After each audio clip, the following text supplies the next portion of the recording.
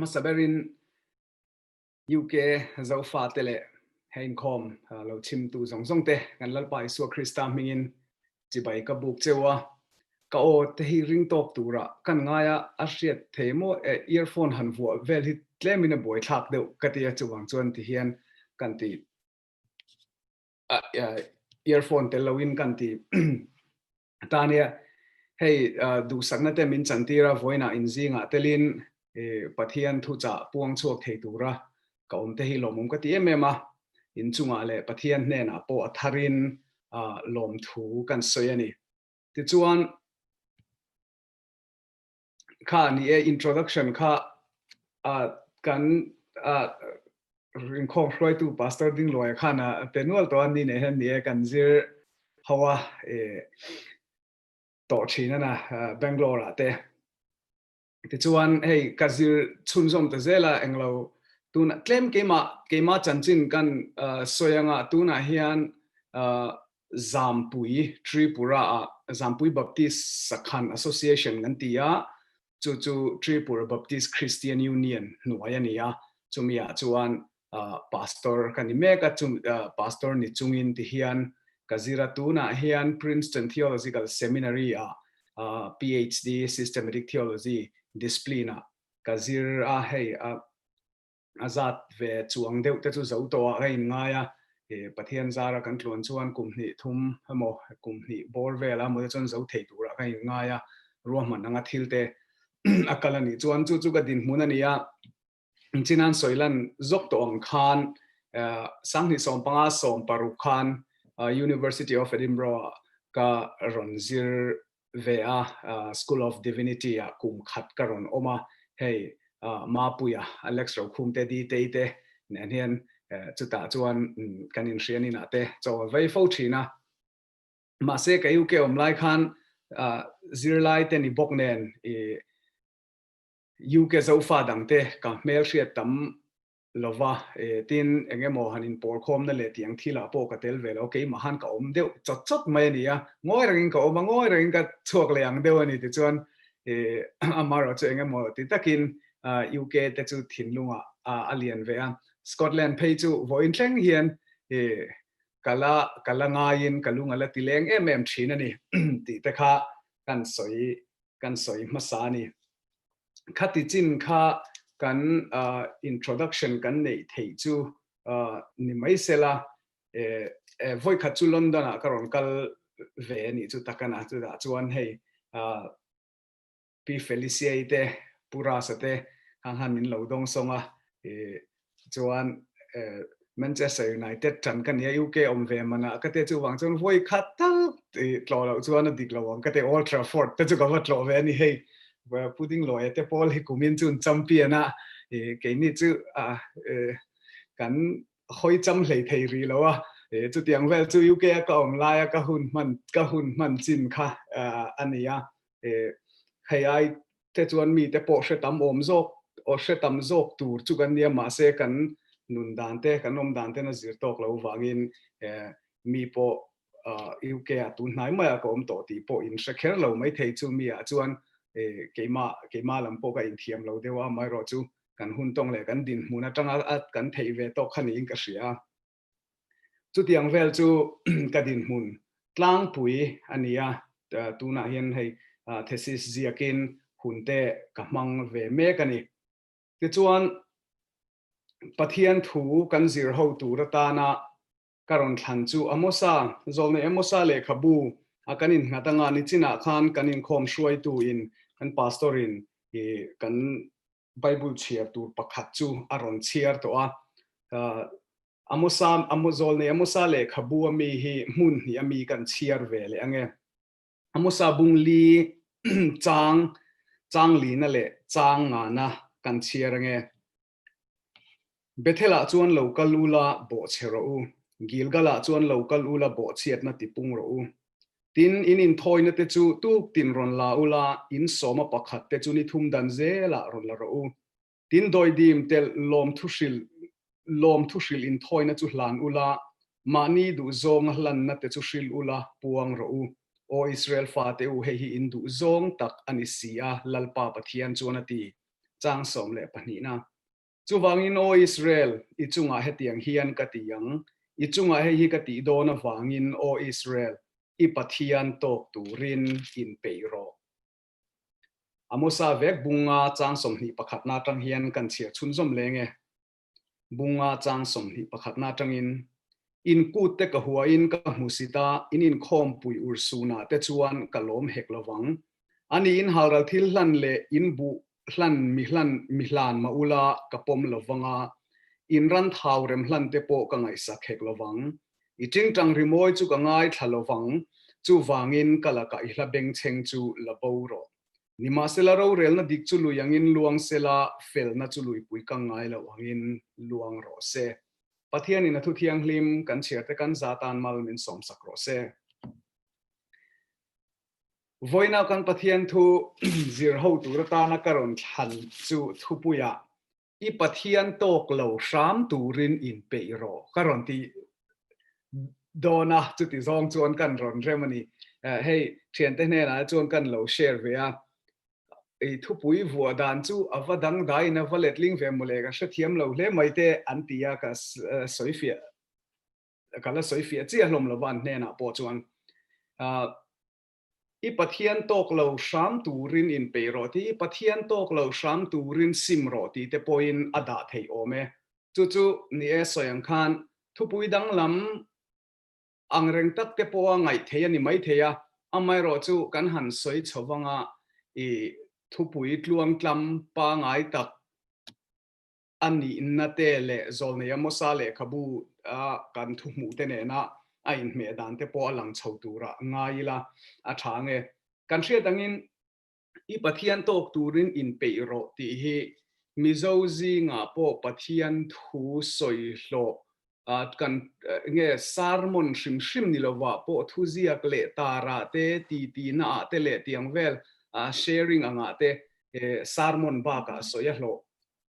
khopin ka hria chuta chona tlang puin la li suwa Krista local le dona inpeih ngai to ni ti soina anga tan kan mang tlang pui thina ni chuti zonga he Bible chang hrilfia hi apoi na emo asual na em a omin ka hrelawa amai ro chu tun tuma chuan hemi in ziana Pathian thu ngei amosa le khabua hian he chang hian nge omu dia che o I Pathian tok turin inpeih rawh ti hi kan zir ho turania amosa hian engdin hmuna nge he thu hi soi enge thu ken eng boru ka nge soi enge om zia tak tia kha I kan zir tur le hriat kan tum chu I ani don ani chu wangin lali suwa Krista local le dona ama tok turin inpeih rawh ti ang kha chu ani don lova chu ka soi to ang khan chu ti zonga hrilfia chu apoya asual dere katina ani lova amai ro chu amosa zia ka hi chuan he Bible chang hian he thu hian ko danga nei ani ti laya kha karon soitum chu ani dona chu mi mang chuan I kan in enfia mi malanga kan in enfia na tura omanga ti chuan I apol ho angte I ko hran angte ami zo angte te chuan Christian hrim angte po kan in enfia na tu kha om dona UK Zofate big tana relevant tak ang zonga ron chop chua ka thiam chi don lovin ka hria amai ro chu I ke mani nuna te kan Krista nung kan zuina konga khoila ya nge kalolak lu ve anga ka man ve theyang ti la ya khachu mani ke mani khan lo ngai to zui tai la Pathian point min pui tura ngai la chumi konga chuan thil sang ka ngai to UK Zofate tana mizo om te tana thu tangkai le poimo tur ni om te kan ngai tu ril ru vedo ma se he thu ka ril ruwa aliana chu wang chuan he thu ka soi meng ka tia englo ka in bo sai na then khata chuan enge John Calvina an doctrine of predestination ati hemi an doctrine chungchang aron ti chuana aron vor chuana historical context a hun lai boruaka refugee hote ahun laya chung refugee hote din muna tanga aron soi chuadan ti vel reformation historian ro puina zia te karil ro oma diaspora mi zo mundanga dar kan dar chana chu kelvina hun lai mi ten en chona inang kher lovanga amai ro chu I chu tiang diaspora mundanga kal dar te kan ni na zona changkai thei tur tak te poni om hia ka te thir sang ka ngai tua amai ro chu I pathian tok lo hram turin inpeih ro ti hit tun na ya hun nge mo chuna train karil ruwa lian ve hle chu wang chuan voina hian kan zir ho tur tan kan ron thang ani chuan zol nei amosa hi 8th century BC prophets anti kumzab BC kumzabi pariatna hun laya zol nei pakhate zinga mine Isaiah of Jerusalem antia Isaiah te Hosea te Mika te khatiang zinga kumzabi pariatna BC hun laya zol nei ani ve ani chu he hun lai hi he kumzabi pariatna lai hi apoimo khop maya I mithiam ten an soi thina a chui mi ten hemi hun lai hi Israel lalram te din hun that lai te ma ni chakna te an rin to ka chutianga enge prosperous taka muingil taka chan thataka an omlai hun te po ani in an soi thina ni chutiang hun chu ania amai ro chu ti lai chuan an sa khonun ero chu a corrupt anget in athoronga takapai si lawani chutiang hun laya zol nei chu amosa hinia ama ina chanchina soina apo kan muang amosa le khabu kan chia chuan amosa hi zol nei tha anilowa zol nei sa po anilowa I puithiam tha po anilowa I beram en kol tu le thei pui kung en kol tu kani atiani beram pu angin an soiber thina chu ka beram veng lai chu lalpan min kova he thu nen hian min ron tirani ti in ama poin asoyani chu amosa hi Solomon nuwa Israel lalram chu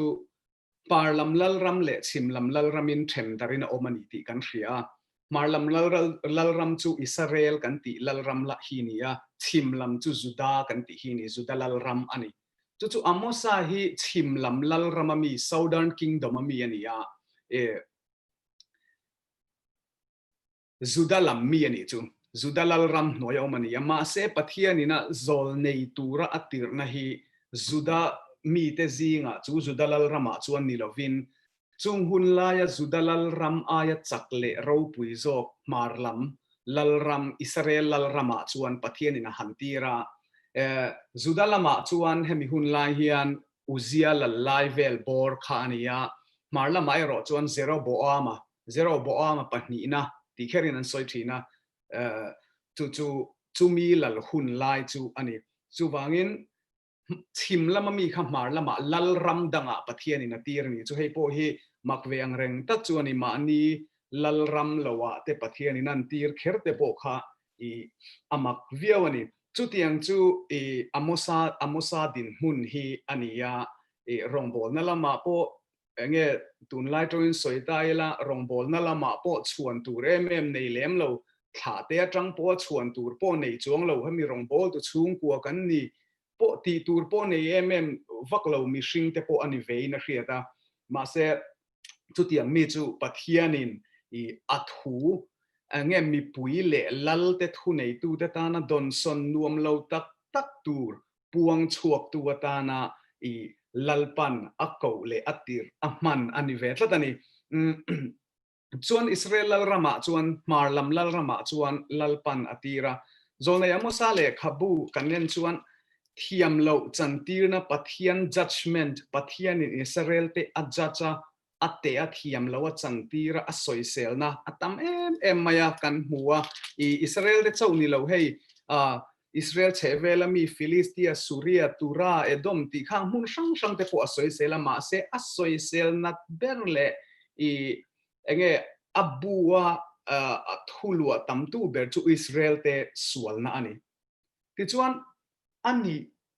chu ti chuan Israel te chu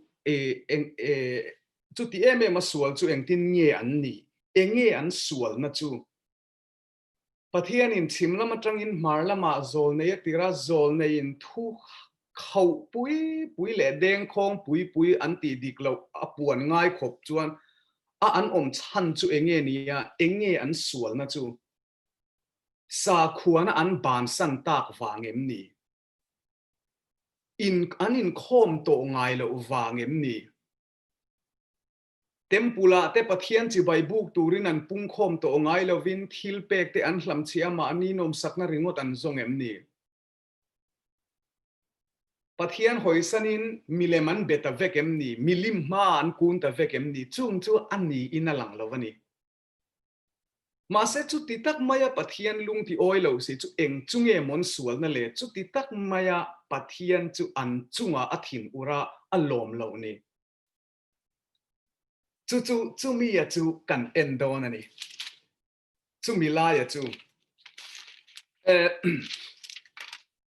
bung ni na chuan Pathian in kan hmuwa Israel chunga Pathian ro rel tiani chu divine judgment Pathian in a ro rel amosa hian Pathian chu engkim ti thei engkim chunga ro rel tu Israel te Juda te chau ni lo khovel le thil siam zong chunga ro rel tu ani lal ani ti laya hi athuken bulpui pakhatania sovereignty of God kan tiang kha Pathian lalna thu nei na ro rel tu engkim chunga ro rel tu ani na kha chu Pathian in Israel chunga a ro rel an ti poi chu Pathian engkim chunga ro rel tu chuan aron judge ani I eng tinge hemilai takhi amizo tonga da dan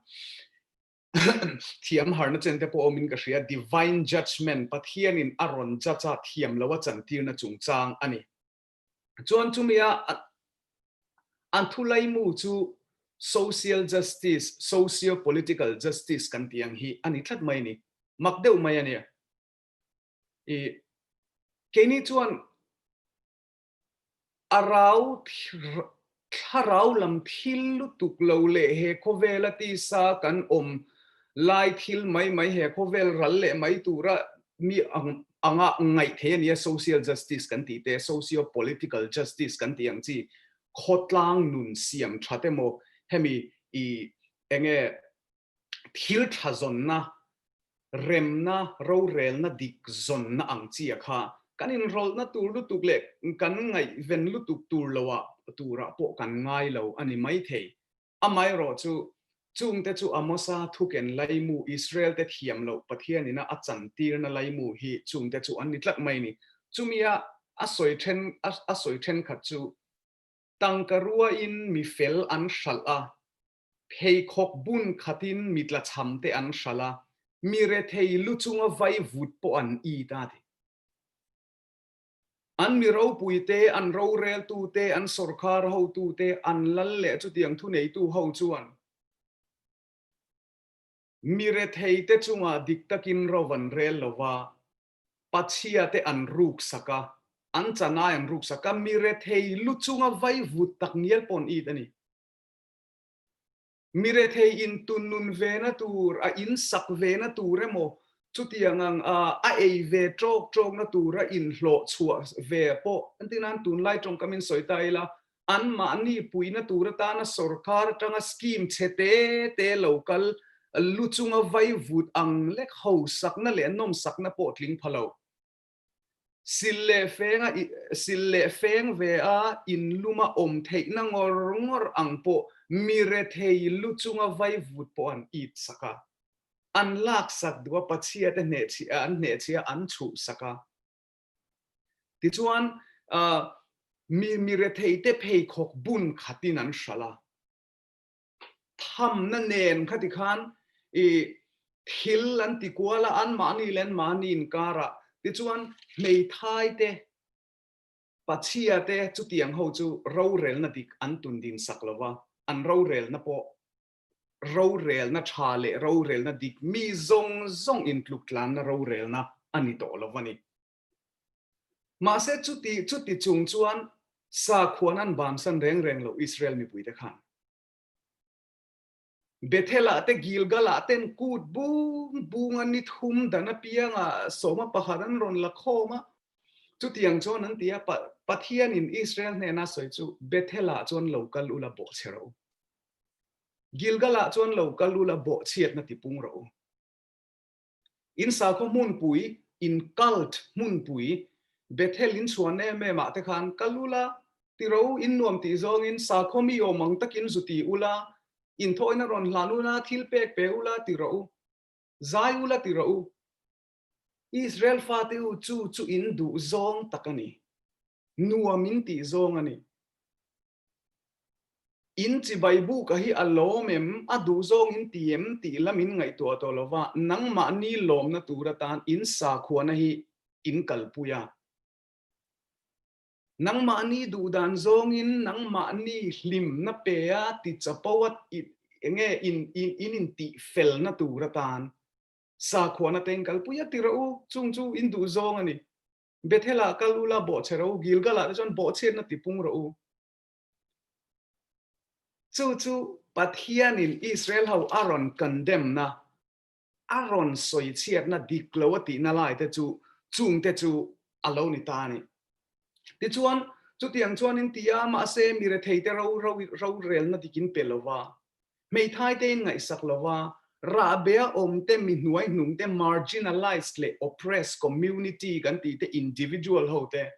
in ngai sak lova in sa khuana hi kapom lo heng sa khuana hian min ti lom lova a lom lo mai ani lova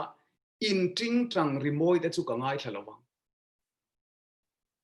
in zai pol te chu ka hlat taka daro tin Isaiah te posoi ka hriat phak lova in zai pol te chu labo ro kalaka in hlabeng cheng chu labo ro in ku te in khom ro pui te ka huwa in ka musita ni ka tel ve lovang ti to chu wangin voina po hian amizo nam ang te poin amo a Christian ang mi mal ang poin lawinen fia taila ke mani lawin chu taila Pathian in mindem na bertura hi sa khuana ro pui ta lo mi zo te zinga ko khana ro pui ta lawani lo Pathian ko ngai na zara ko khan po alalianin choi moi la hlo em ani alo mo mani amma ero chu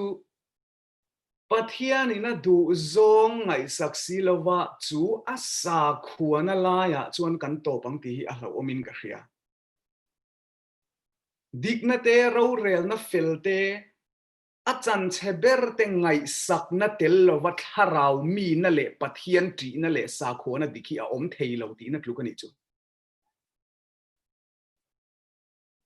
i mak dewani kong khata ngai tu chuan chuwang chuan sa khuana dik Pathian du zong sa khuana tharau na dik Pathian du zong tharau na a chuan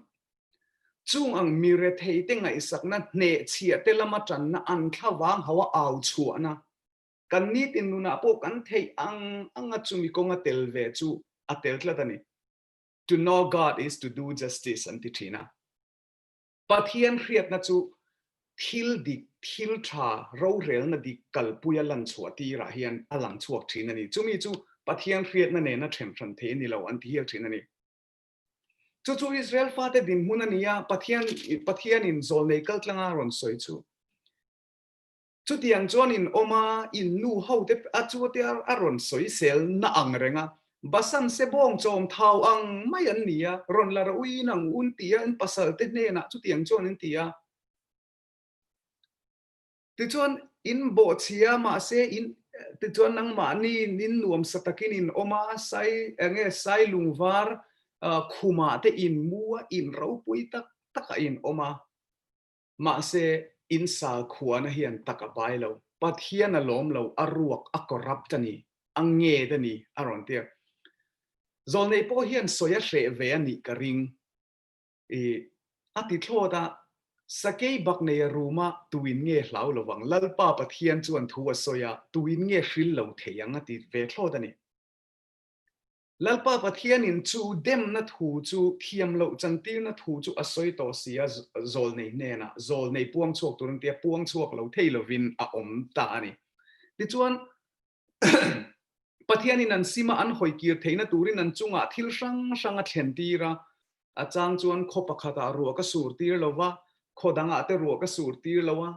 ma se ka hne na in lo kir pha lo tui om na khuwa in tlan khoma itikhan in va in ti him chop le a chang le in hne na shri ka lo tira ro na le muar na in ka hrem chewa ma se chu ti chung po chuan ka hne na in lo kir lo ka hne na in lo kir du lo in sim du lo shipui ka tira in lo ka hne na in lo kir du chuang si lo te kong sang in Israel fa te kha pathian lam an hoi kir le na turin an zinga zil haw na lalpa na thlen tir ni ma se chung zong ati po chuan Israel fa te kha pathian hne na kir khan an kir du lova kir na chang an hrelowa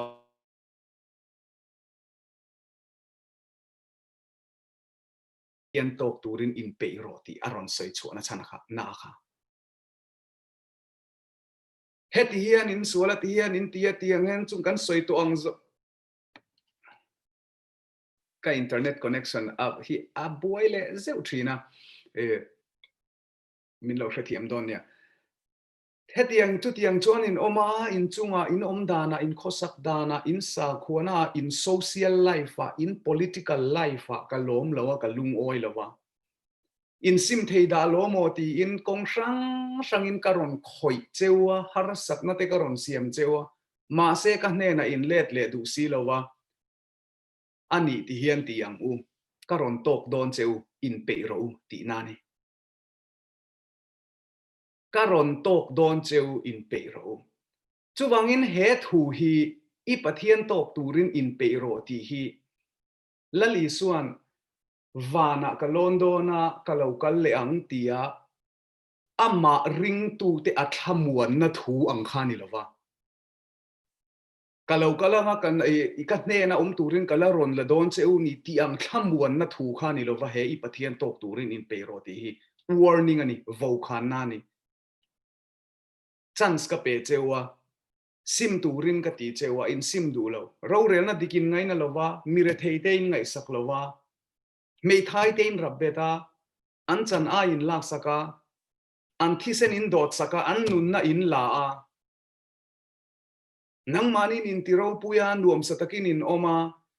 in ti sa khuwa mi ya in ti pathian mi ya karon tok don cheu lo in ringang cheu chuwangin he thu hi thu na mai ani lovani chu Israel history kan en chuan pathian chuan Assyria lalram mangina ron tok tangei rengani Israel te chu pathian chuan Assyria lalram mangina ron tok ka ti tlominan oma salalakinan omani pathian ina aron to dan kharap thak takani chu nia e bunga na al chon kan hua lalpani ti chungchang te I theology lama po thu poi mo takania e day of Yahweh ti thina chu Israel hoten an chan dam na tur ni an ngai ani lalpani lo thlen huna chuan Israel lalrama tung dinganga khovel chunga rorel tu a me khovel chunga rorel tu an ni na hun an lalrama ro pui na hun tura an ngaya lalpani khan be se thidani ma se amosa chuan lalpani du tu teu in chunga pike enga tinge lalpani chu in du lalpani chu in tan eng ni lovin thimani donani eng ani don lova thimani don mi in sakei bakne atlan sana savom avatok ang hini don mi a ina a hoa abanga kudan ngata rule ina lo chuk ang hini don chuwangin lalpani te in ngak lela in ngak ler sual don ani in sim lo chuan kangai ro rel na dikte luipui anga in zinga in luan tir lawa fel na chu luipui kangai lo anga in luan tir lo chuan karon to kang cheunga chu ni chu eng ni lovin thim mani don chuwangin het hu hi vo khan na warning thu khau tak mai ani chu amosa kal tlangin Pathian hian Israel fate hne na aron ponga akhalan tia an du lawa amazia Bethel pui thiam phei chuan lal zero bo ama hne na amosa kha he ka ti chuan hei chungchang Israel din hun tu thalo deuh deuh na soine te Bethel atangin a hnot chuak hialani Bethel khuwa tangin hela ma thuron soi to su hela huna hian tin ati ren chu amosa ina a au chuana din hun khania voina hian chunga chuan keima ni amizo khotlang le nam le ko hran angte tin chutiang ni lovin mizo a community ang a hu ho ang ni lo point keima ni mi mal le kan chung kwa te hi eng sa khuana kalpui tu nge kan ni ti hin china kan in khom hruai tu ina achiar to ang khan Pathian ina abei sei masak angai poimo chu dik takati khonga ina ngai na thu nuai rol taka Pathian ne na len du na ni hei ka soi ve thina keima pha kan tok tokin kan tharau na emo kan Pathian thu na ina he khovela ngong nei lo zonga van lam ringot mai kan hoile arau riai ringot mai kan buai pui te hi in enfia chu poimo hlein ka hria van lam kan hoi turania chunglama thiloma te po kan rilru kan na turani amai ro chu he kan rinna he I lali suwa nung kan zuina hian he khovela socio-political justice anti chungchang khovela ro rel na dik in rem na in kluk klan na in ngai sak na ra be te chan chuana nuai chia te din chuana hi angai tu tel tur ne chung chu 8th century BC prophets hawa khan an thulai mu pakhatani apoi mo em ani chumi chu voina hian keini po ina kan ngai tu anon lea kan ring tunun kaldan kong kan chut non le po apoi mo hle in ka hria I sa khuana kha kan sa khua dana kha kan tharau dana kha kan reform angai ani siam that angai ani katimai mai thina kan bel sa kan thiam pui to sa chu milai kan bel em mai chunga system omsa chunga harahlim mai lovin kan sa khuana system kan spirituality system he kan kalphung nge ya po hi adikem tia Pathian thuina amosa te kaltlanga Israel ho ne na thu khong tak mai khau takaron soyang khan Pathian thu lal Isua Christa nun le azir tir na hian ko hran po hi aron sut dota kan kalphung kan kalphung te kan sa khuadan te enge ko hran ten kan ngai poi mo kan ngai hluta engti zong in nge mi mal te hi ring tununa kan kal a eng hi nge kan ngai hluta kan da santi te Pathian thu takin minron suta minron question anga yani zo na minron pe ka nga yani RC ngoro I pastor dan kha I sa ko pui thiam ni na a helaya I enge achan vo tha mo lang sa ro pui mo zondu na mai te atak taka mangai inate khongai inate Pathian ti nate nun pui si lova apon langa in muam up na velte niam tia I suan nun le zirtir na manga minron sut dot angai ni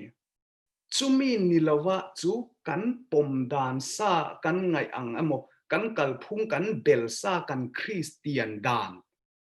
chumi a question lawa ron zot lawa chumi ron su lawa chumi omsa chung ringot a chuan kan hara kan hlima kan ti chuan afu lo the Israel te po an sa kho kalphung chunga chuan an ti thalutu an hlima anin khom pui ro pui alang the tangin a ringotin en se chuan khai tempula po kan la pung khom tam thilpek po kan la petha I kan biak in te po ala ro pui khop mai กันดินหุ่นที่อัลชาละลุงโอยคลาคบไม่อินข้อมปุ๋ยเตโปกันละปุ้งข้อมตั้มเทยคบไม่จู่วางินอัลชาอันนี้ตีตูรินอันดินหุ่นข้าโอมินาหลังจัดนี่อันสาขวนักลพุงซิสเต็มชูงอ่ะจนนั้นลิมินันติชานมานี่ปนลุงโอยลุตุกมาเซปัทยัน judgment จู่ดังจัดอินสาขวนะฮีอังเงตันนี่กะล้มเราอินข้อมปุ๋ยเตฮีประเทศนั่นล้มเราชิมละมันนี่เราอันนี้เราว่างอ่ะใจเละจริงจังเตโปประเทศนี้นั่นล้มเราชิมละมันนี่เราว่างมีเรื่องไงสักสีเราว่าอินราวดานฮีกะล้มเราวันนี้เราเรลนัดดิลัลตีร์สีเราว่าอินทาราวดานและอินสาขวดานฮีกะล้มเราวันนี้จันให้แต่อินลักษณ์ก็อินรับเบ็ดจุงอินสาขวนั่นแหละอินทาราวดานฮีกะล้มเราวันนี้อตินานี่จูอัดฮุงริลมังไงอินนัดดิกนั่นแหละเร็มนะจูมีอัจังอรอนชัวปะเทียนจูมีเก่งเตลปะเทียนจีนั่นแหละปะเทียนรองบนในรอจวนใจอินลามินตีละลัลปาตานะปมกลากังคงไงนาวางินอัมมารอจูมีลายจูเราเรลนะดิกนุนดันดิกเร็มนะมีเรเทยเตดินหุ่นจอยกางะอันละมาจันนะอังจีเตลเหล่าจวนสาขวนะฮีอัทรองไม่ยันติฮีกันหัวนี่จู่วางจวนอีปัทยันตอกตูรินอินเปโรติซิมตูระเกานานี่จู่วางจวนนี่อีปัทยันตอกเหล่าสามตูรินอินเปโรกันตีนะชันค่ะทุปุยาโปอาชันจู่ข้าวขานนะดินมุนปัทยันตอกข้าอาราพลาลุตุอสุริยาลัลรัมหน่วยตลุกลุนะกลอมนะอันจัดจู่วางินจู่ปัทยันทิมอุรนะจู่กันโตเหล่านานวันน่ะเฮียนเกนี่เฮียนมิมัลเละอโปลอันนำอาสาขวางกันอินเอ็นฟิอาเก่าขันงกันอินเอ็นฟิอาเงี้ยแต่โอเมมเกนี่ลายเฮียนโซลเนี่ยมุสาเตยลัลปันรอนตีเลเสียงเงี้ยสวยเวียงมิเจ้าคริสเตียนน่ะจุงจ้างเฮียนเงี้ยลัลปันสวยเวียงก็คริสเตียนน่ะจุงจ้างเฮียนลัลปันเงี้ยสวยเวียงตีฮีกันไงตัวป่วยหมดเลยอินกระเรียจู่วางอินจู่เตียงปัทเทียนกันโตแล้วน่ะตัวตานจวน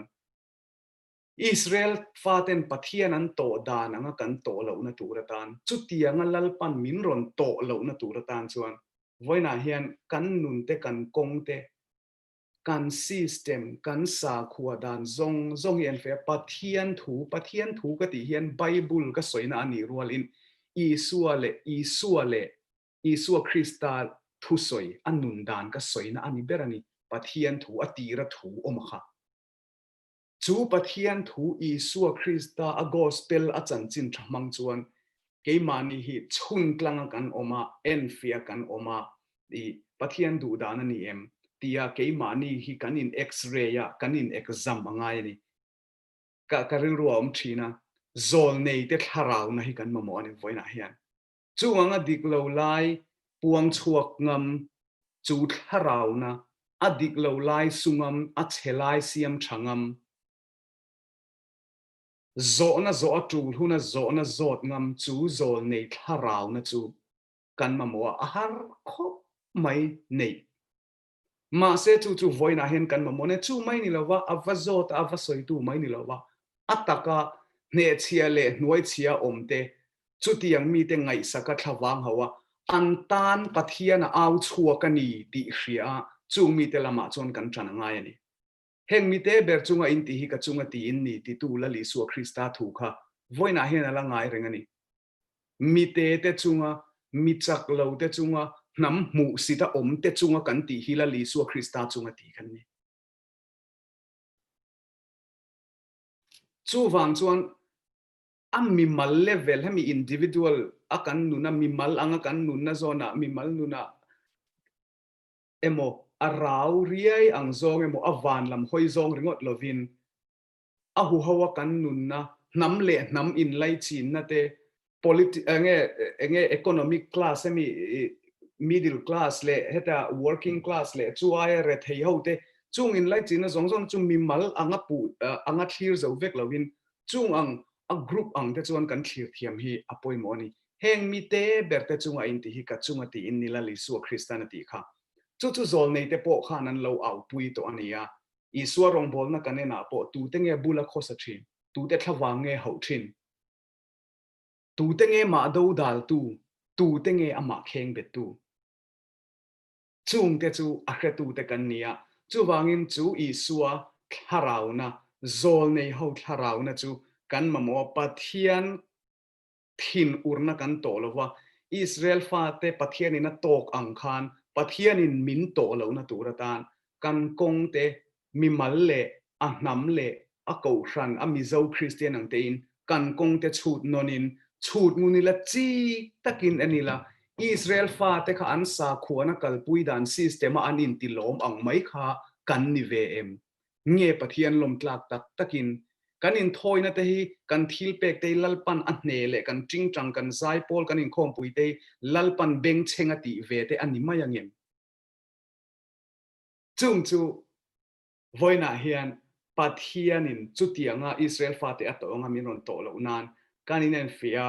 I lalpa lam kan hoya ro rel na chu ro rel na dik chu lui anga kan zinga luantira fel na chu lui pui ka ngai lo anga kan luantir hi apoi mo em in ka hria chung te chu voina kan zir hawatan kan ron soi ve du ni Pathian in thu kan soi te mal min som sakro se trong trai na kan mangange lalpa kan Pathian min mangai tu nangin ni thu takte kan hne nai ron puang chuak le a kan lom thu kan hril che a kan hrekim lova kan soi kim lova kan soi thiam bok lova kan hre fia phabok lova ma se tharau thiang hlimin nangin ami malanga kan hriat turte kan ta na poimo te a hnam le a polanga kan ta na poimo te min ron hriat tirin min ron hmu tir la tharawin nangin min chui chian sakla kan nuna chinung angin ron tu la I thu tak chuan a tul na la ya min at se min din thar se khongai na wangin ilom tlak in thoina hlan tu ni turin min puyang che kan lalpa Isu Krista mingin kan dile amen ti khan kan in khom shwai tu kuta kan da le to nge